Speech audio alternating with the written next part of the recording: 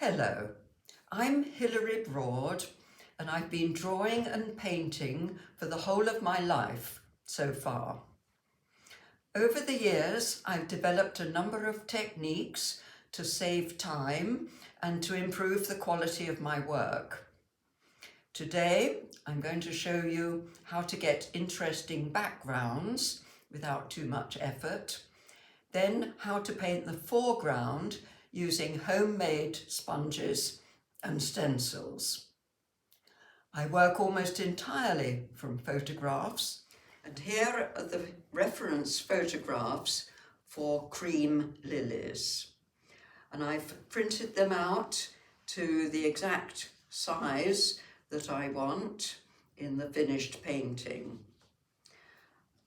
I'm going to trace each flower in the desired position. So that one is there, and that's where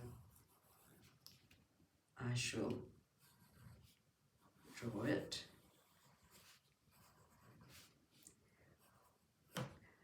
And for one of the flowers, you'll see I got a little bit of perspective, so it's not just looking down onto the flower from above, it's very slightly sideways, and that bit of petal went behind a flower tub. So then we'll have the second one about there.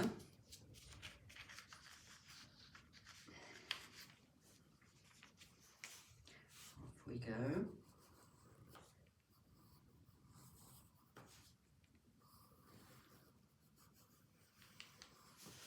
So I told you it was going to be easy, because tracing is probably something we all did.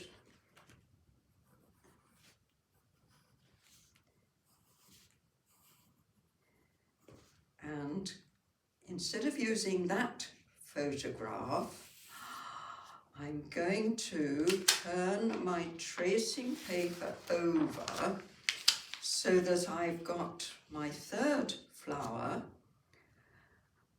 the other way round.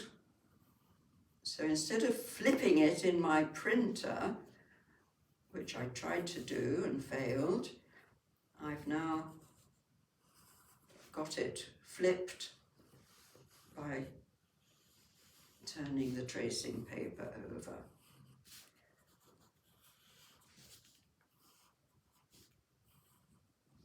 So those are my three flowers. We'll put the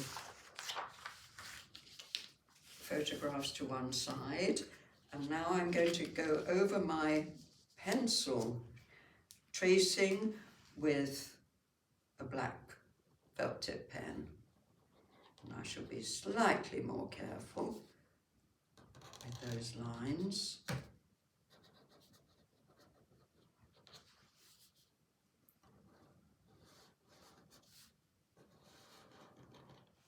So here are my completed outlines, and I shall come back to that. So my painting surface is plain white cotton sheeting, not polyester, and this piece measures 14 inches by 11 inches. I've started by soaking it in water, squeezing gently and spreading it out on a sheet of polythene. I'm using liquid acrylic paint. Actually, these are Iron Fix silk paints, and I've got three colours: yellow, green and black, and that's water in case I need to dilute any of the colours. So this is a large, soft watercolour brush, and I begin with the yellow, getting plenty of paint on the brush and starting in that corner, and I'm painting large triangles towards the centre of my picture. So another one from this side and one down the bottom. And my finished picture will have 3 flowers, so we're working in 3s, as it were. Now I'm going to change to green and go in between the yellow, again starting on the border and sweeping in. And you'll notice how the paint moves into the damp fabric and the colours blend with one another.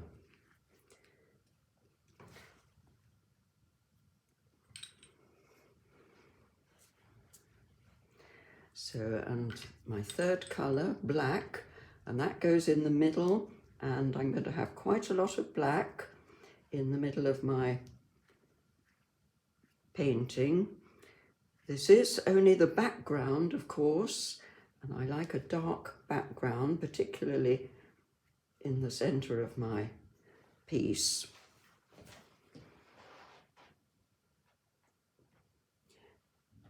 These colours will represent out of focus flowers, foliage, buds, shadows and other features in my scene. And having a dark centre is important because this will be the background to the actual flowers.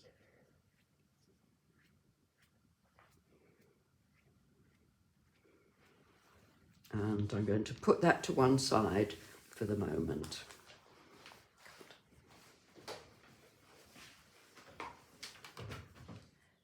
Next, I'm going to transfer my painted fabric onto a former. So this is a piece of white card that I've folded concertina fashion, radiating from the centre, rather like an old-fashioned lampshade. And here comes my painted fabric and polythene. And I'm going to make sure that they follow the contours of the card. Up, down into the ridges and furrows.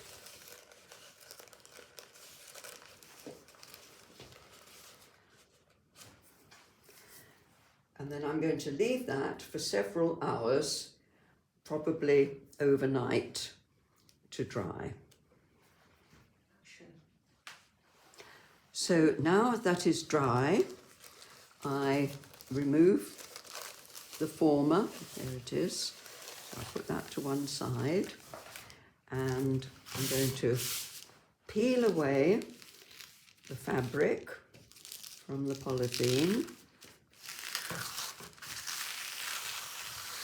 And we can move the polythene as well. And surprisingly, the paint has dried darkest along the ridges and palest in the furrows. And that's because the paint dries soonest along the ridges and draws pigment from the furrows, concentrating it on the ridges. Next, I'm going to iron the fabric and stick it to a piece of hardboard. So I'm going to use my tracing to cut stencils for the flowers. I shall try to avoid having individual petals too close to one another. So I'm going to label the petals A or B. And these are going to be the A petals.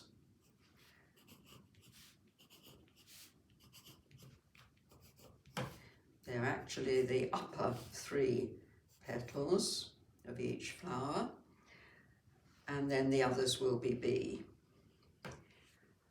So I secure a piece of clear acetate onto my tracing. So that's a piece of sellotape. And then I start by tracing with my black felt tip pen all the A petals. And I'm going to go around them quite carefully this time.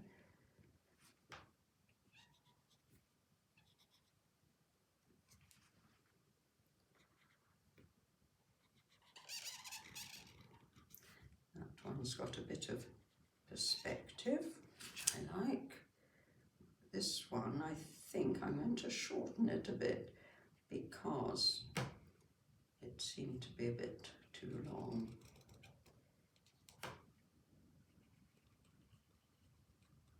And I'm going to make sure I've labelled those A.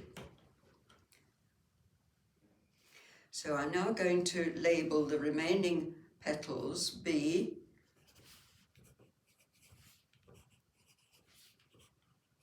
And these are the outer petals, technically perianth segments, because lilies don't have distinct sepals and petals. They have 3 outer and 3 inner petals. And then I'm going to place another piece of acetate onto my tracing, and that will be the B petals.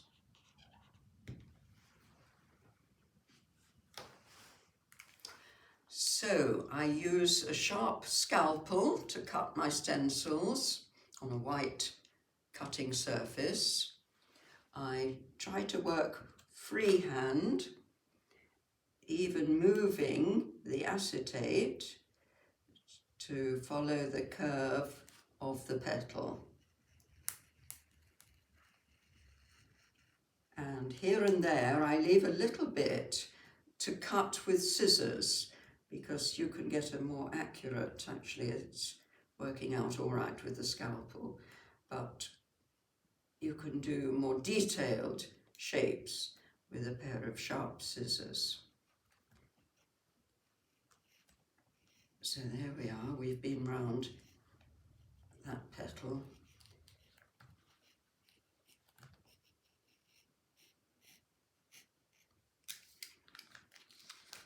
And I'll save the bits that come out, although I probably won't use them again. So petal number 2.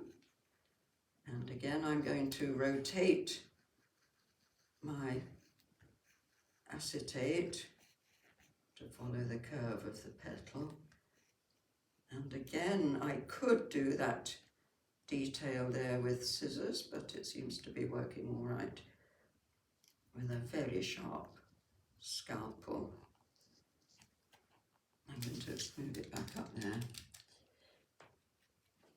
so that you can see.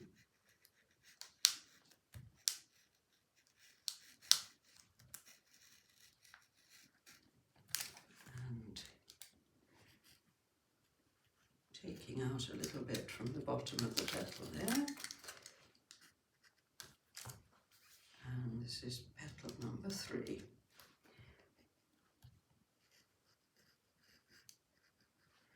And by now you're probably thinking it's changed a bit from the original tracing and indeed from the original photograph. And so it has, but all will be corrected in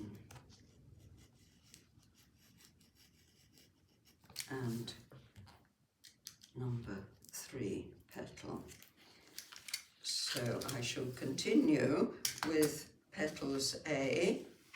So here they are, you can just about see them. And then I'll repeat all that for petals B.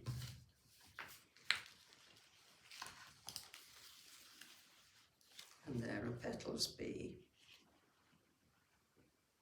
So I've developed a technique for making paint sponges using empty felt tip pen tops or empty lipsticks, and this is a piece of domestic sponge. Actually, it's from a kitchen scouring pad,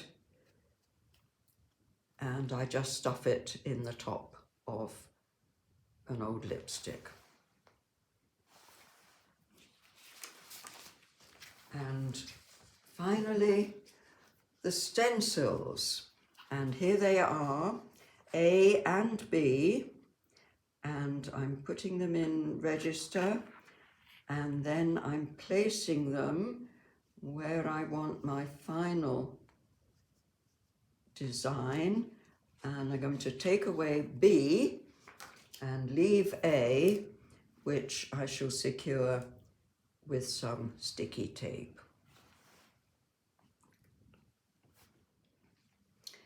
So I get some white paint on the sponge, not too little, not too much.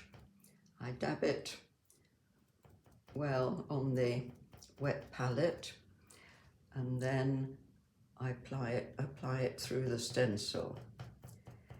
Now, too much and the paint squelches underneath the edge of the stencil. Too little and it doesn't cover the ground. Now I'm actually going to leave some areas where I know there are going to be shadows, and there the background will be showing through, which will save painting shadow colour.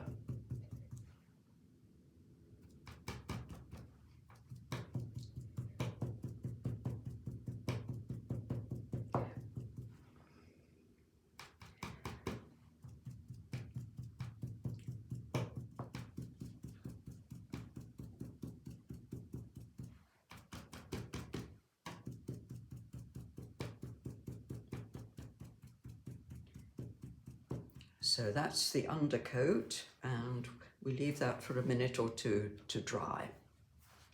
So the undercoat is now dry, and I'm going to mix the colour for the top coat. So I'm going to have a very pale yellow. After all, these are cream lilies, and I'm going to have white on my other sponge, just in case I get the colour too dark. So I put that white in the middle there, and then the yellow on top of that. And again, we're going to try and leave some background colour showing through, as if it were a shadow. And then right at the top there, we've got a slightly darker yellow,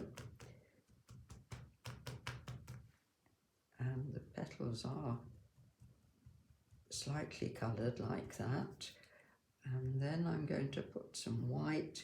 Bear in mind that with acrylic paint, the colour usually dries darker than when you applied it. So there we are, that one's going to do.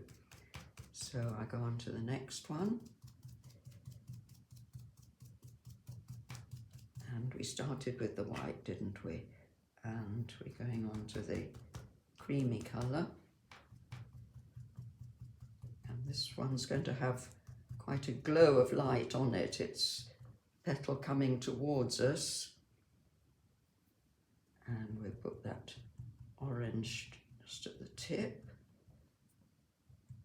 Perhaps going down the sides a bit, and then some white in the middle as a highlight. And we go on to the next one. And I seem to be putting another layer of white on. That's because I want a really pale yellow. Again, leaving some shadow there, a little bit of dark towards the tip of the petal, and we'll probably put some shadow colour in the middle later.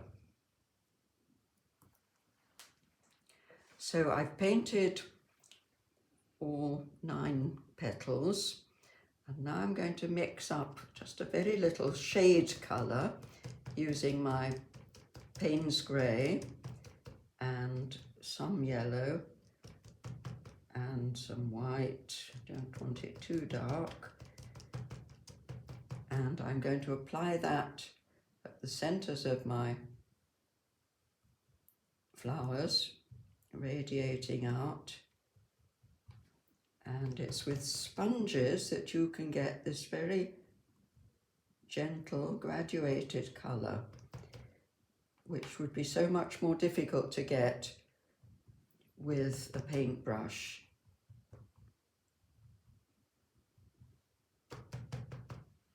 So that's the centre of the flower. We shall add stamens and other parts a bit later. And I'm also going to take that shadow just to the tips of some of the petals where they're bending into the shade. And then I'm going to take away stencil A, and you'll see how we're getting on so far. So next I'm going to paint petals B, and I'm going to try and get the stencil in the right position. And here and there I do leave dark lines between petals, which will represent either shadows or other features.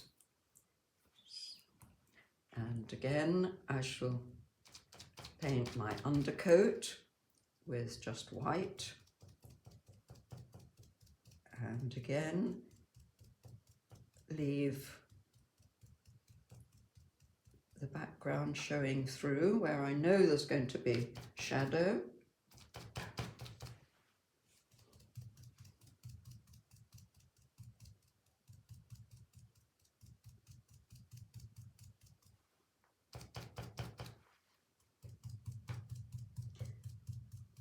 And you can see just how easy this is,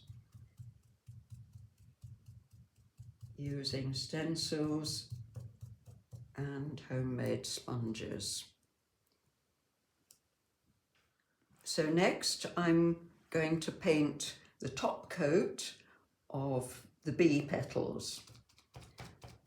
But as before, I do mix my yellow with quite a lot of white, because they are meant to be cream lilies. And I haven't told you why, but I do love cream. So there you are, cream lilies. And you can see I'm going from one sponge to another to graduate the colour as required.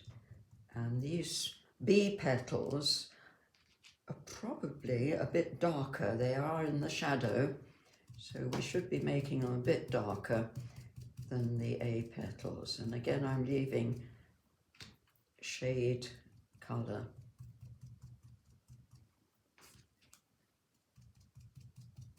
as desired.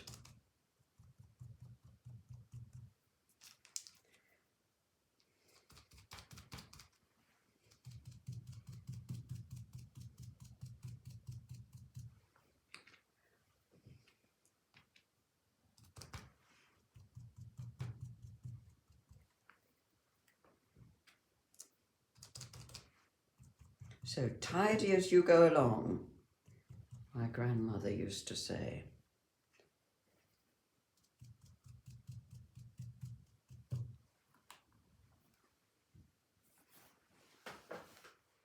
So I've completed all the bee petals with the yellow and white, and I'm now going to add a little bit of shading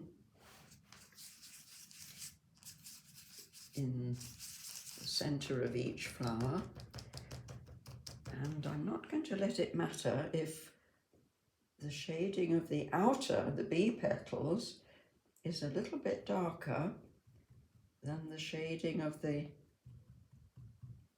inner, the A petals.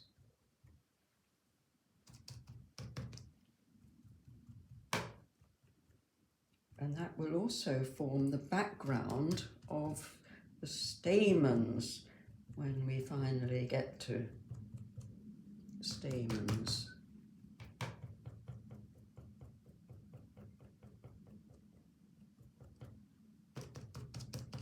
And I'm not worrying if every petal is slightly different from the next one, which they are. They catch a different amount of light, bending in a different way.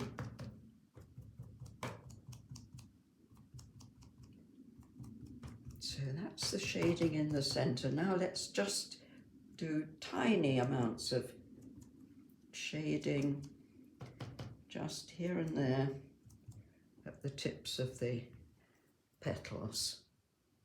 And now we're ready to see how we're getting on. And here is my finished piece. So I cut a few more stencils where necessary to show stamens and other floral parts. Also some flower buds, which I painted in a contrasting colour to the background. And I've used felt tip pen, paint pen, and some coloured pencils to add the finishing touches. So I hope you've enjoyed sharing my novel techniques. First for getting backgrounds with liquid paint, then adding the foreground in acrylics using hand-cut stencils and homemade sponges. I would like to thank my friend Sharon for technical support throughout and hope to see you again soon.